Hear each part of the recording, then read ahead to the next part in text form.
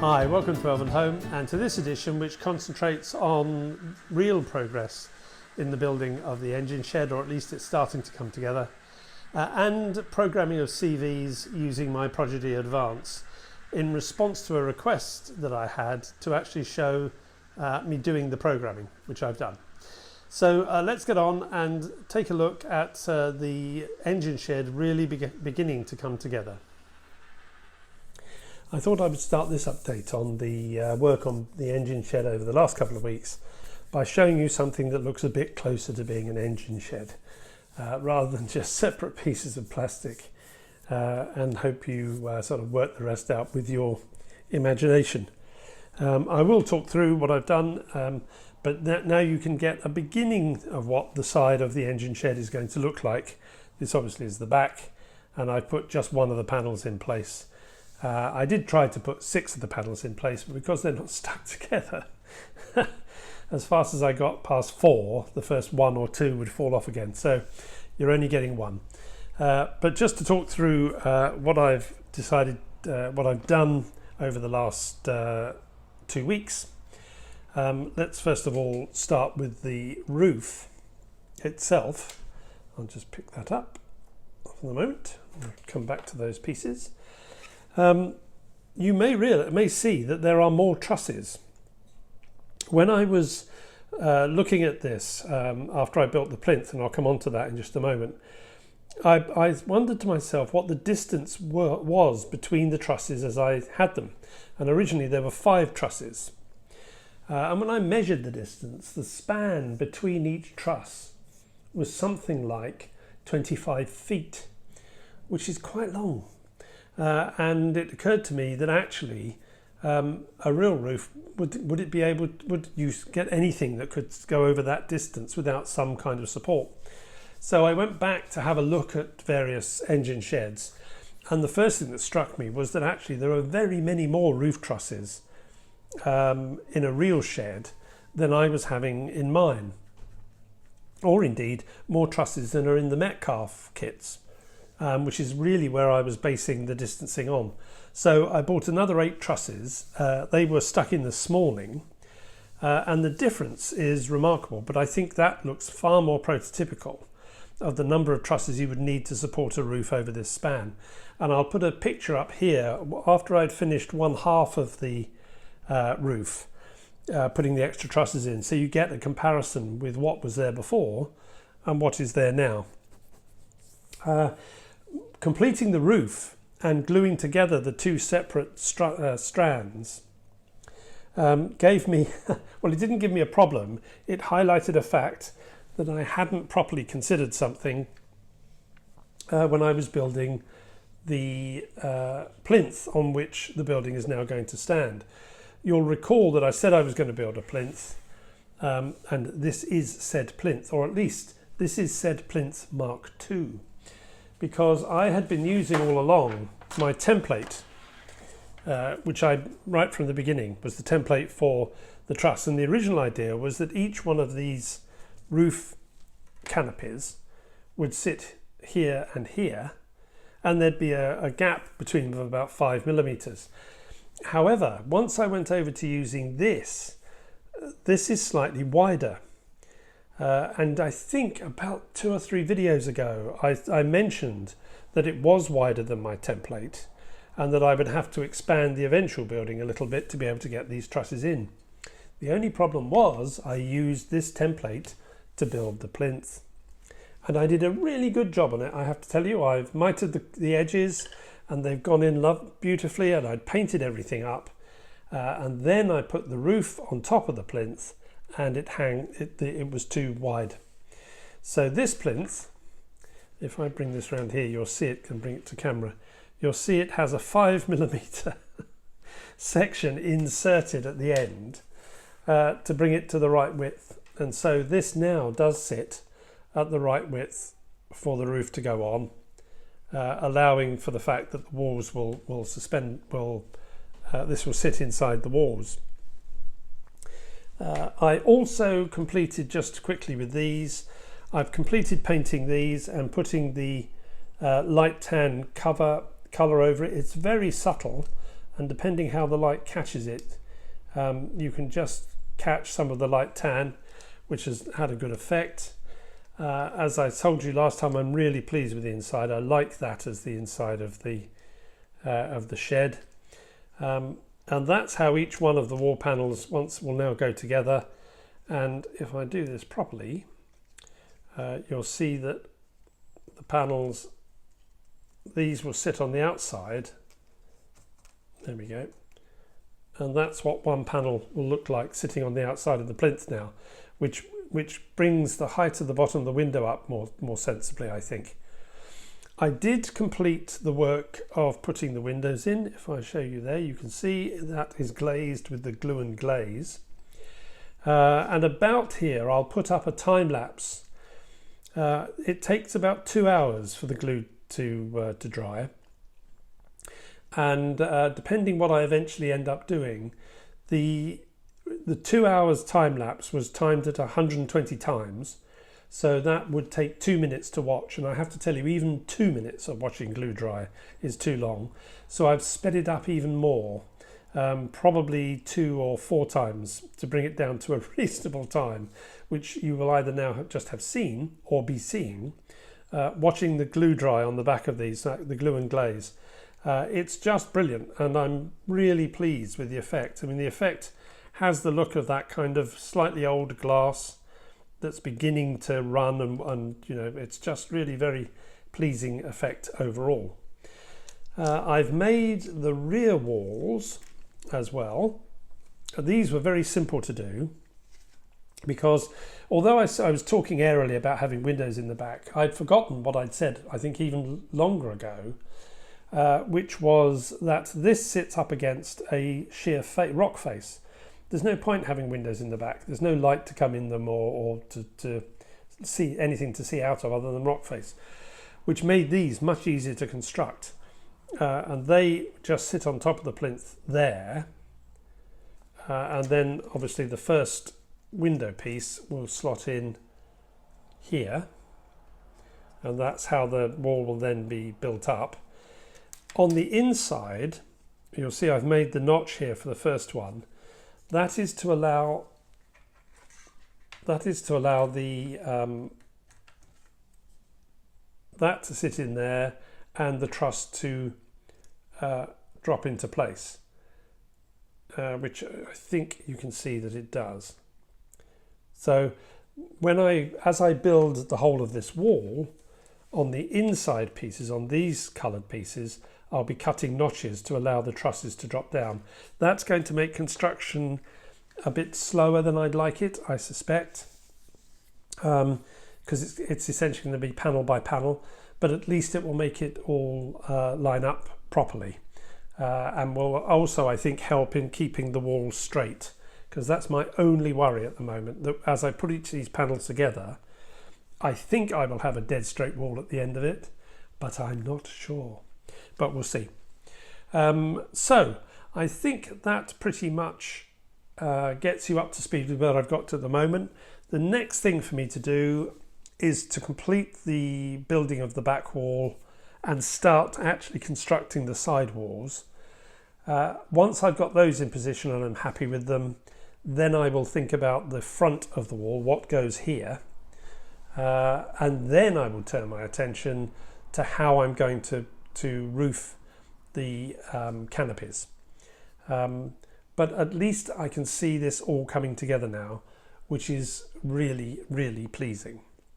So with that, I think what we'll turn our attention now is to something that I was asked about in the comments after the last video about programming the brake function and the active brake function on the F2 key using the CVs that Mark Ireland very helpfully sent to me. So let's go and see me programming a locomotive with this active brake function.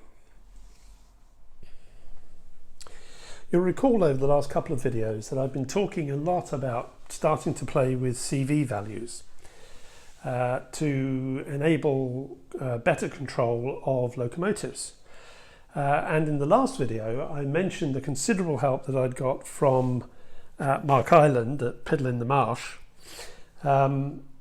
for which thank you, Mark. I don't think I've said on air thank you, about programming the newer Zimo decoders to have the active brake function, which you'll have found if you've got some of the newer Next 18 decoders in Farish locomotives, for example.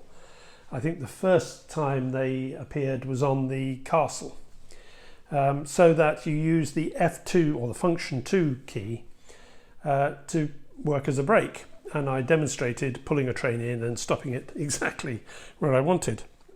In response to that video, Ashley McNamara got in touch to say, would I show programming how you program the function 2 key? Now, so what I'm doing is doing exactly what Mark Island told me to do. That's not to blame him, but this does come with a warning. I have programmed now 5 chips, or this will be the 5th, because I'm going to do this one, which I've just put into the bachelor's button, using these values, and they have worked fine for me. And I'm going to describe how to do it using the Prodigy Advance controller, which does make life a little simpler for you, rather than needing to know what the CV numbers are necessarily.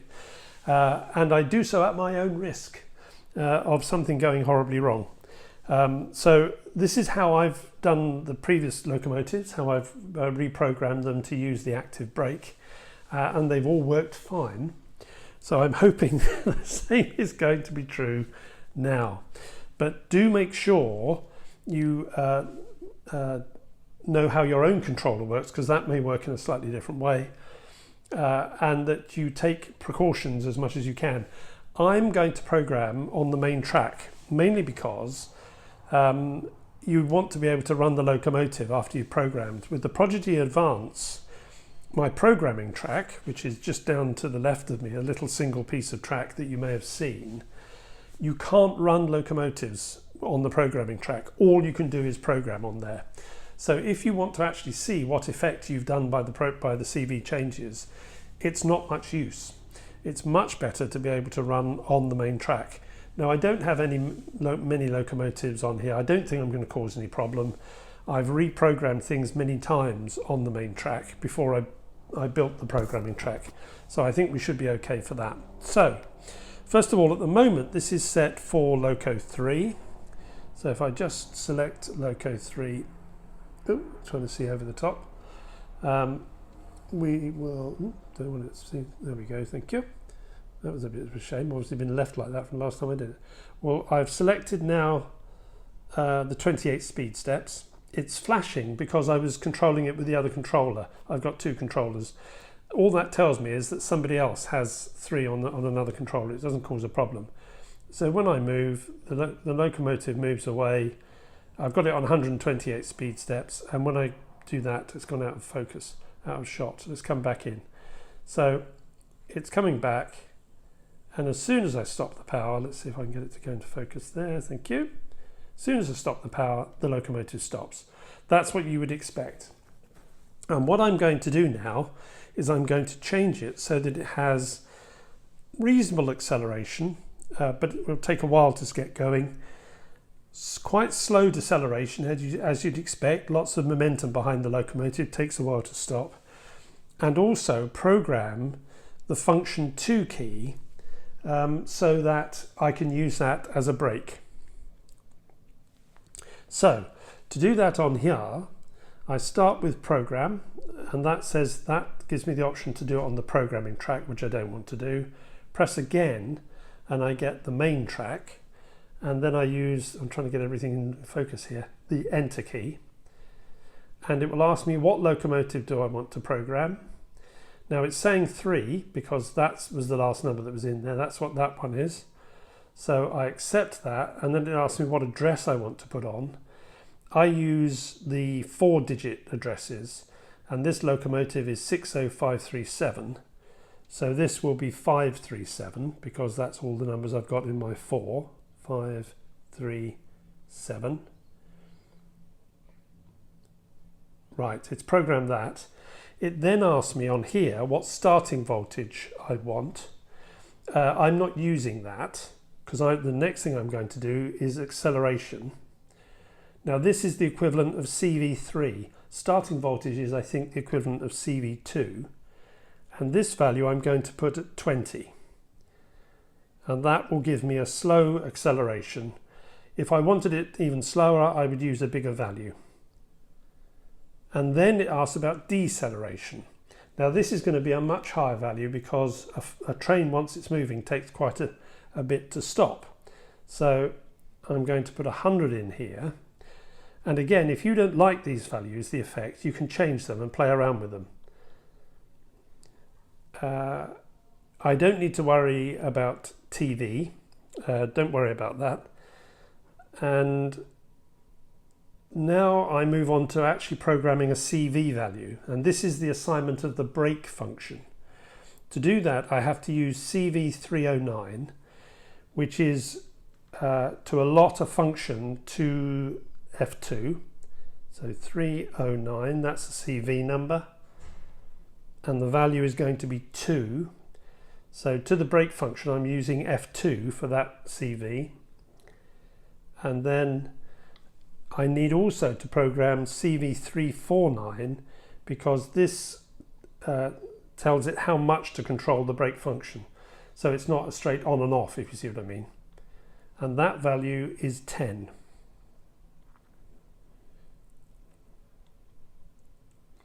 Now I'm finished. I just press enter again and that completes the programming. Now hopefully if I move this now, the locomotive will not move because it should now move when I select it to be 537, and hopefully when I put the speed up you will see it starting slowly to move away. I'll just stop it out of sight. What I'll do, if I'll just pause here and move back a bit so you can see a bit more than I'm able to show you on the camera here. So just give me a moment to reset things and then I'll show you that locomotive, which I'm not going to move, under control using the acceleration, deceleration and the F2 brake function. So just give me a minute and I'll be back. Okay, so the locomotive has not moved, I promise you. I have. Just so you can see a bit more, I'll put it into reverse. When I set this going, I don't know if I can. When I set this going, it will slowly accelerate backwards, and then I'll cut the power and control using the F2 key to make it brake. So we'll just take it up to about 25 because I don't want it to go too fast so that I can't control it. And you'll see it accepting, turning off the power now. And if I use the F2 key, the locomotive stops.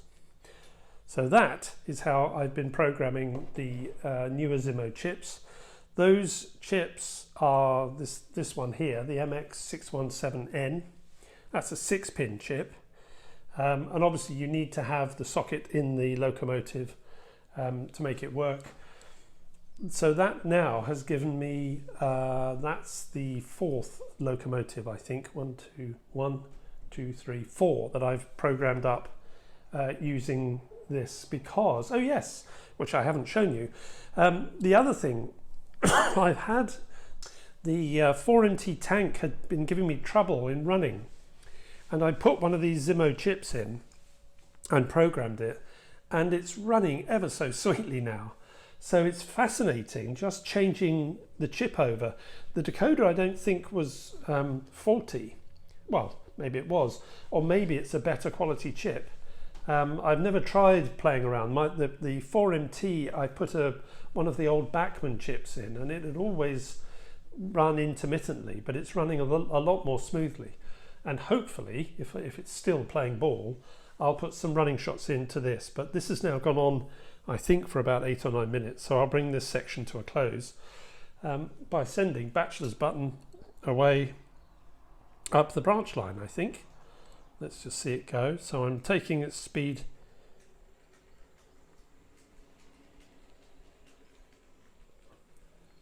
There we go. Just taking its speed, just around 47, so it doesn't go too fast that I can't control it. And with a bit of luck, it'll emerge around the other side.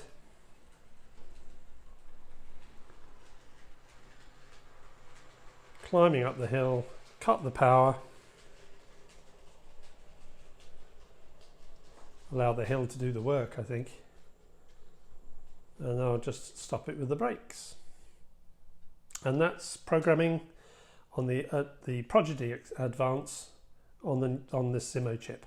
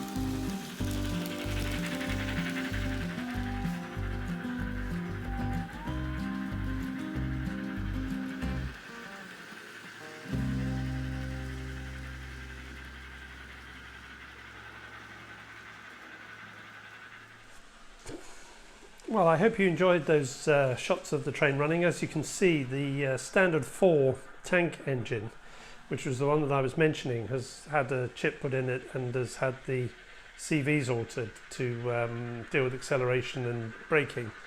It's just running so sweetly, and I don't think I've ever known it run as well as that. So I'm really pleased, because that is a favourite type of steam locomotive of mine. I just think they look fabulous. So it's really good that I've been able to get it running. In the next video, I will be able to show you the further work that actually I've completed since I recorded the section on the engine shed earlier, and tap into the hive mind about the next parts of the design of the shed, because I'm going to take a little bit of a break from building the shed for the next week or so, and really to give my time for my mind to think about the next design things, and then, as I say, tap into the hive mind in the next video. So that really brings this video to an end. If you've liked the video, please do give it a thumbs up, and if you haven't already subscribed, well, please do, because it'd be great to have you along. If you've got any comments, well, of course, please do leave them, because they're really just so helpful in all sorts of ways. So until I see you again in about a fortnight's time, that's goodbye from me. Bye bye.